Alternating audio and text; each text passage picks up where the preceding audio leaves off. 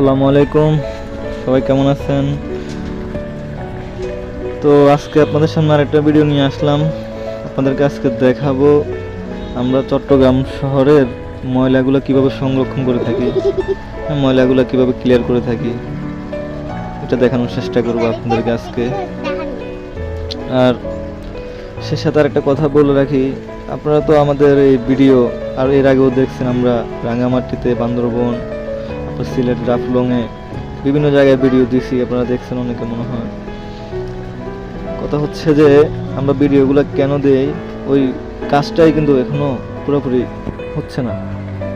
আমরা আমাদের ভিডিওর ভিতরে আপনার বলে থাকি যে আমরা এখানে এই যে আমরা কাজ করতেছি, অনেক মানুষের কাজের ব্যবস্থা, তারপরে যাই আপনার এক্সকেভেটর অপারেটর, পেলুটার অপারেটর, ডামটাক অপারেটর, হ্যাঁ অনেক কিছু, অনেক ধরনের কাজ আমরা এখান থেকে দিয়ে থাকি।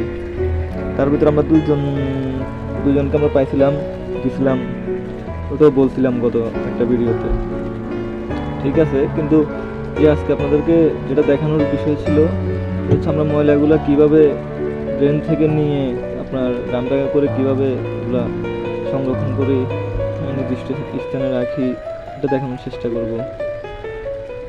আর আপনারা তো আমাদের চ্যানেলটা আপনার সাবস্ক্রাইব করতে বলছিলাম, লাইক এবং শেয়ার, কমেন্টস, এগুলো আপনাদের থেকে আশা করি এগুলো করতে হবে, না হলে আপনারা তো পরবর্তী একটা ভিডিও যে বানাবো এটার আগ্রহ আসতে হবে।